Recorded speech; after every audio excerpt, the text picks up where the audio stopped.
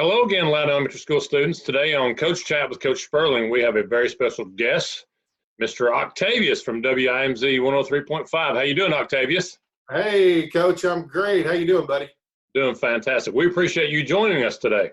I'm happy to be here. I hope everybody's having a good time. I know things are getting ready to open back up, and I've seen a lot of people outside, and I've been outside a lot over this time, getting a lot of stuff done. Of course, doing my social distancing thing and wearing a mask when I go out and things like that. But I know that the kids are enjoying the little bit of extra summer vacation too. They seem to be. Some of them are a little bit bummed because now we are officially out of school for the summer. And if they're like me, when I was growing up, I loved going to school. I loved being around my friends. So it's a yin and a yang. It's good, but it's not. So. I don't know if I was their age, I would be like, school's out, yay! Let's go. We appreciate you joining us today. Today we're going to give you some questions and just kind of see what you've been doing and where you've been at. You've already alluded to some of it, your social distancing and things like that. But we've talked to several people on the television side of media. So I figured today we'd skip across and do the radio side of it, because we know you do a lot on 103.5 WIMZ, but you also do some commercials and things like that. So I kind of want to talk about some of that stuff, how you do it and the way you do it. Okay. So starting from way back, when you were growing up, were you ever involved in sports? I was. I played Little League baseball. I played Little League football. I also played some beginnings of soccer when I was in junior high school, and didn't continue that. I was more into acting and singing and performing, and that's what I did through high school. So were you part of, like in high school, were you part of like a madrigal group or something of that nature, or were you I sang in the chorus at Doyle High School. I know where Doyle is. Yeah. Guys, what you don't realize is that Coach and I have some history. We actually went to high school together. So yes, we did. Yeah, we've known each other for quite some time. Yes, we have. It's good to know people, right? Yeah, it sure is. I sang in chorus. I sang in the Doyle High School mixed chorus. I also sang in the Doyle High School pop ensemble, and I was part of a group called the Masters Company, which was the advanced acting class at Doyle High School as well. Now, did you ever get to do like the national anthem before games, or did y'all do anything of that nature? We did that one time before I believe it was a basketball playoff, and it was happening we were invited to go to, I think it was Heritage High School. Okay. Heritage was a very young school then. We went there to sing the national anthem. I actually sang the national anthem one time myself Did you forget the words? No, I didn't forget the words, but they didn't have music in the background for me to sing with, so I had to start at depending upon what your range of your voice is, you have to start at the appropriate note. So when you hit the high notes, your voice doesn't crack, and I started too high. So I had to switch octaves in the middle of the song. Well, I cannot sing. Can't carry a tune in a bucket, but I will say one night I was in a playoff game, because I referee high school and college basketball, and I was refereeing a high school playoff game down at Rockwood High School one night. And this young lady, as the referees are standing near the table, she starts in on the national anthem, and she gets about 6 words in, and she just freezes. Blanked out. She blanked. And I hear it every night, so I just kind of leaned over and I started feeding her the words. Picked it back up, fortunately, and she kept going. And that's great. That's probably one of the best moments of my reffing career that wasn't dealing with reffing, so to speak. But I could see you blowing the whistle and throwing a flag. Well, I've been doing that quite a bit. National anthem, tweet. I've been throwing the flag quite a bit around the house. The wife's not been impressed. You have been. Did you see my second video I put up yesterday? Yes, I did. I think your wife is. That's one of those things you just don't think through, That'd probably be the last one I do. So You can come over here and toss some flags at my daughter. I can do it. I can do it. Two of my favorite ones of the new one I put out is the pitter patter of my little granddaughter's feet over in the mud in the yard. Yes. And Melanie tries to reach and grab her. Didn't happen. You just hear tit, tit, tit, tit, tit, tit. And the other one was, of course, my stepson. He's changing a tire, and we'd warned him several weeks prior to that. You know, they get you new tires, whatever. Well, we were in the parking lot at a Dollar General over in Maryville, and we had to go help him. So I just dropped the flag on him. I figured no words were needed. So, all right, next question. If you weren't working in radio, what do you believe you would be doing today? If I wasn't working in radio, what would I be doing? I had aspirations to become an actor at one point. I would have probably pursued that. And my college major was actually public relations. It wasn't broadcasting. A lot of people think that since I work in radio that I majored in broadcasting in college. I didn't. I was majoring in public relations, and I was going to go work for a public relations firm when I got out of college. I actually had aspirations of, when I was young, working in an office and having a secretary and being the boss. That's what I wanted to do when I was little. Wanted to be the boss. I kept telling my mother and father, I said, when I grow up, I want to be the boss. I want to be the boss. All right, well, our careers sort of parallel each other. Some people may or may not know this. I have a degree in mass communications marketing, and me and Miss Dunbar there at the radio station, I actually went to Tennessee Wesleyan College together and studied in some of the same classes. I wanted to be in radio myself, or I wanted to go into television work, but that just never panned out for me. But I love where I'm at, and I believe that God puts us where he wants us. And I've been at Loudon Elementary School for 22 years, so I love what I do, right? Yes, you do. All right, next question. What was your favorite thing about school? Either a subject, or, I mean, you've touched on singing and that kind of stuff, but what was your favorite thing about school when you were in school? I love the science classes, especially in third grade. We had a wonderful science teacher in third grade. Her name was Mrs. Hannah. She was at Mount Olive Elementary School.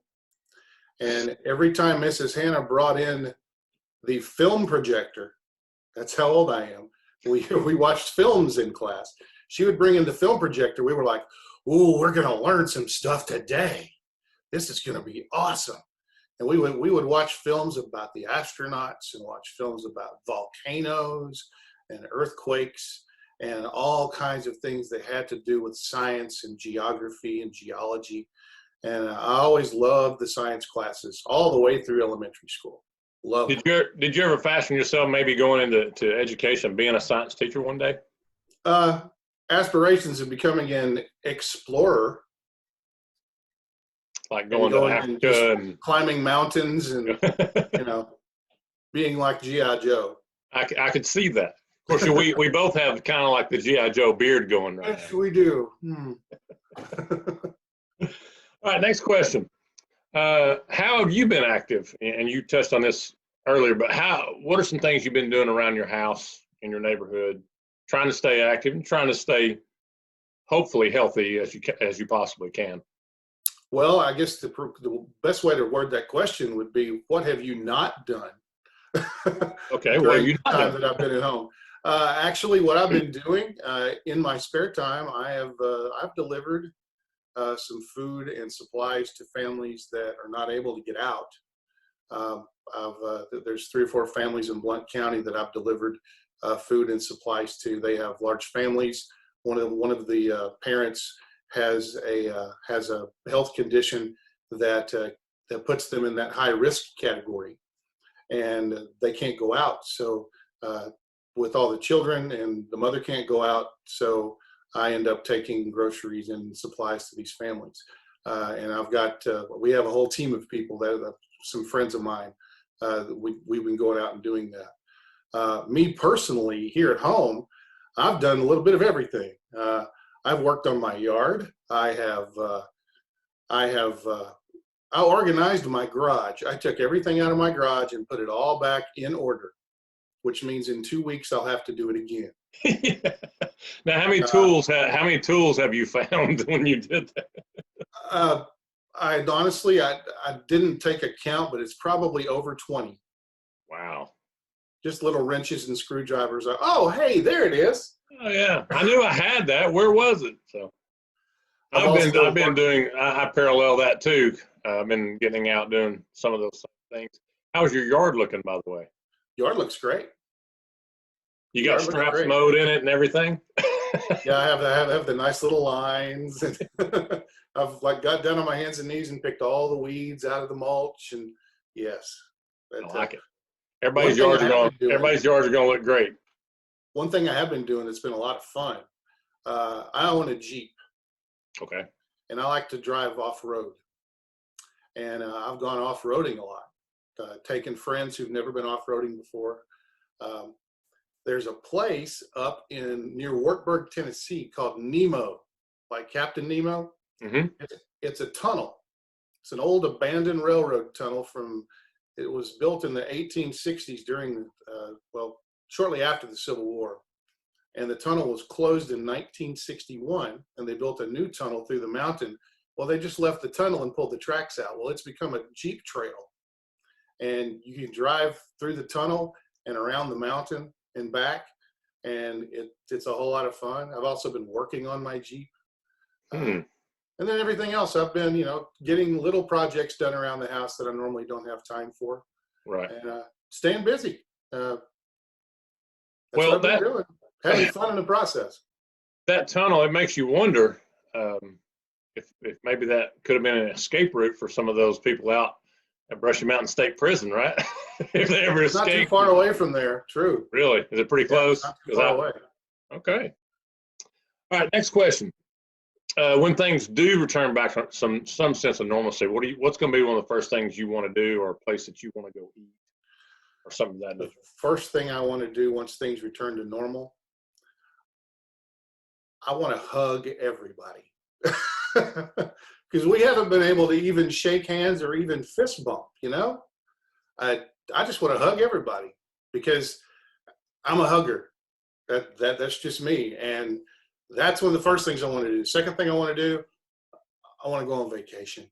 I want to take a trip to the beach. I want to see the ocean, or I want to go to the mountains and hike up a mountain and just take a look at everything. This is where your explorer comes in, correct? Yes, exactly. All right, next question. We hear you a lot on 103.5 WIMZ, but what is something that we may not know about you, Octavius? And you kind of alluded to something just now, doing the Jeep thing and off-roading, but what is something else that we wouldn't know about you? Something you wouldn't know about me. You will occasionally hear my voice on Cartoon Network. Really? Yes. There's a show that comes on late at night called Adult Swim. Okay. And there's a show within Adult Swim called Robot Chicken. Robot Chicken. And there are a lot of voices of animated cartoons. They take action figures and do stop motion with voices. It's all really silly, but about 4 or 5 years ago, I was asked to contribute my voice to a character. You're familiar with Star Trek, right? Yes. Okay. Mr. Sulu. Mr. Sulu. George Takei. I was asked to impersonate George Takei's voice. Huh. For an animated feature they did. It was a funny Star Trek skit that they did. And I had to talk like George Takei. So is that the character right there you're doing? That is one of my characters. I do the voice of George Takei. Oh my! That's one of the things I do. I love it. I never knew that about you. I do a lot of voiceover work. My voice is heard outside of Knoxville on a lot of different radio stations and some TV stations. Now you do. I know locally you've also done some commercial work on TV. Yes. And, Buddy the construction guy. yes, that's correct. Yeah, for a local Dodge dealership. Buddy is actually a character Buddy has been used on radio and television. Oh, okay, so you do both with him. I didn't Yes. realize that. All right, next question. Would you be willing to come down at some point and either read or speak with our students at Loudon Elementary School after all this is over with, we get back into school in the fall, and just kind of pay them a visit and kind of tell them firsthand what you do and how you do it? I would love to. And if you have a certain book, I would love to read it to them. We have plenty of books. I know our librarian, Miss Russell, would sure find you a real good one to read to the kids. I can tell you the name of it right now. Okay. It's called Hill of Fire. Hill of Fire. I don't know if I've Hill never of Fire. It was one of the first books I checked out of the library when I was in first grade. I'll have to check into that one. I haven't heard of that book before, but wow. It's about a young boy in Mexico that discovers a volcano pops up in his field, and you get to see how the volcano grows, and hear him describe the everything about it. And it was in first grade. It was a fascinating book. Well, I'm going to hold you to it, because I'm inviting you right now to come down and share that with our kids, because I know you tell me when, I'll be there. So also though, because I teach PE, and I've had Russell Bivin and now Cassie Nall and Louis Fernandez. They're all been down or coming down. I need you to come on down and play like the game Steal a Treasure or Parachute or some other different things with us. Would you be up for jumping in and doing some PE games with us as well? Only if Russell Bivin is there at the same time. That's the deal. Really? So you're throwing a challenge out to him? Uh-huh. Throwing a challenge out to Russell Bivin. Yes, I'll do that. Okay, Russell, the gauntlet has been tossed. It's down on the ground. You've got to accept it now. He's pretty competitive. He'll surprise you, but I'm gonna make sure he either accepts or rejects your offer. Okay, I'll be there. All right, next question.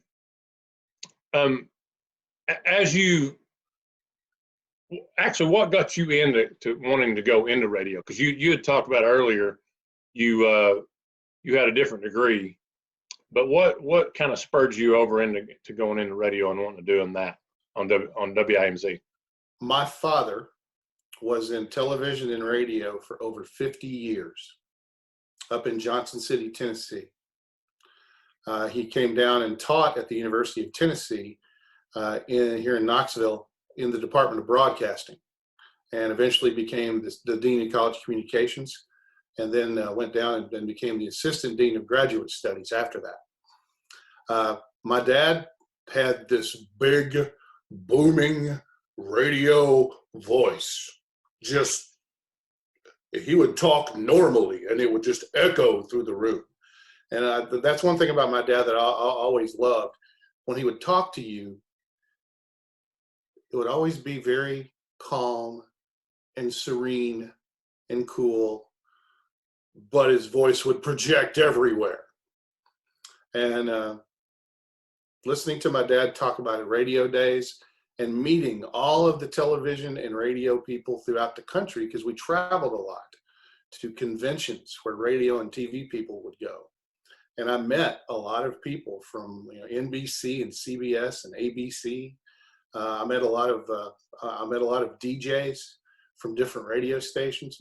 My dad could tell, but we could drive through any city and my dad could tell you the call letters and frequencies of every radio station in that town. He was that good at it.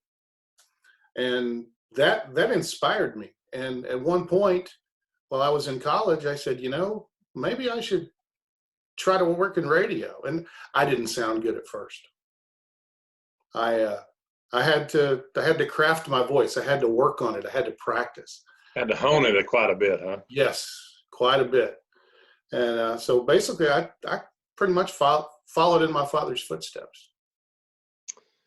Well, I mean, and that bleeds over into and something else I wanted to talk to you about too is it's just the way that your dad led you and showed you a path, and you had to be either willing to accept it or reject following that path. And I think what you've done has been fantastic work. I love hearing you on the radio all the time. I think you're one of the best in Knoxville. Now, Knoxville is considered to be, is that like a medium market? Yes, it is. So it's not a bigger city market, I guess, like Nashville or Atlanta or something like that. But that leads me to my next question. Do you have ambitions to want to, at some point, get a little bit, I don't know the wrong term here, bigger with what you do? You said you're already kind of national anyway, as far as being on different radio stations and things like that. But are you looking to do more work nationally as well? If the opportunity arises, yes, I would be willing to. I'm, like you said just a minute ago, I am kind of out there, not in a really big way, but my voice is heard on a lot of different stations in a lot of different cities. I have accounts that I do these reads and these voiceovers for, and I read what they send me, and then they put it to music and put the sound effects on it and everything. I do that too at WIMZ. I do a lot of radio production. I write commercials and produce commercials and put in the music and the sound effects. But it's I'm out there, and if the opportunity arose. However, I really do love Knoxville, and I really do love East Tennessee. So, if I was to go somewhere else, it would be a really tough decision. Now, you were talking about, and I'm going back to the commercials here, just for the kids so they can understand what you're talking about. So when you do a commercial, you're not necessarily hearing the music, or you're not hearing or seeing things. You're just laying down what they call a track. Right. So you're just putting your voice down, and you record it, and whatever they do with it's how they manipulate it. Exactly. Okay. I read the script and then time it out, because some people may not realize commercials don't just go however long they go. A commercial could be 15 seconds or 30 seconds or 60 seconds. A lot of the commercials you'll see on TV are 60 seconds. Okay. On the radio, you'll hear a lot of 15-second commercials. Like after the guy comes on and goes, and that's traffic. Traffic's really bad on I-40. Traffic's brought to you by Joe Newbert Collision Center. That's what you'll hear. Okay. I like it. I got two more questions for you. Okay.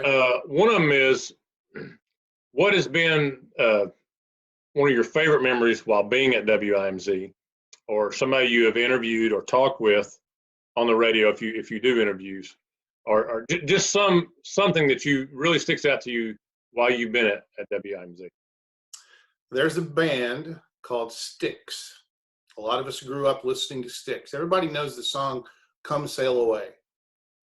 I got to interview one of the members of Styx. Now, granted, it was a telephone interview, but he contacted me right before the interview and said, "Hey, could we do this on FaceTime, because the audio will sound better?" I said, "Sure." So the guy's name was Ricky Phillips. He's the bass player for the band Styx, and he tours with them now and also records with them. He's not the original bass player, but I've always been a fan of him because he's played in a lot of different bands that I've listened to over the years. So talking to him was a real treat. Not only did I get to do the interview and actually see, and we actually got to talk basically face to face through FaceTime, but I got to talk to him about stuff other than Styx after the interview was over. The interview was 20 minutes. We talked for an hour. Wow. And it was a lot of fun being able to sit there and actually meet somebody that was kind of like one of my celebrity encounters that I really cherished. It was a very special moment for me. And I still have his phone number in my phone. He said, "Call me anytime if you'd like to chat." And I haven't done that yet. That was several years ago. I don't feel like I don't want to bother celebrities, But I know if you had, if you had the chance to call, I'm trying to think of somebody. If you had the chance to if Jimmy Fallon gave you his phone number, would you want to call him and just talk to him? Yeah. Yeah, I would. I love to talk to Jimmy Fallon. just crack jokes, Oh yeah. Yeah, that'd be great. Okay, last question, and this is going back to our LES students. Would you have something you could tell them or some advice? Because like we talked earlier, our school year is now over and we're heading into summer. We're hopefully going to be back in the fall ready to go. But what would be some things, Octavius, that you would want to tell our students that to encourage them or maybe some advice? Well, every time I'm on the air, I close with a little saying. I don't know if you've heard this or not. I say peace, love, progress, patience, persistence, and perspective. Those are all very important words that go along with what I do. You have to have peace with yourself because there is a lot of things that go on during your normal day at a radio station that can get you a little stressed. Love, that's self-explanatory. Progress, keep moving forward no matter what, keep moving forward. Patience, you got to have patience to get anything done. Some people move too fast and you make mistakes when you move too fast. You have to pay attention to detail when you work in radio, and that's where the patience part comes in. Persistence, once again, that is something you have to keep going no matter how hard it is. Always keep going, be persistent. And if you look back over my shoulder here, you'll see my skateboard with the word persistence on it. That was given to me by one of my friends who's a really good artist. And then there's perspective. You have to take it all in. Take a broad look at everything. Look ahead. Look back a little bit, but not too far. But always look ahead and have a good attitude toward everything that comes your way. Being persistent and perspective.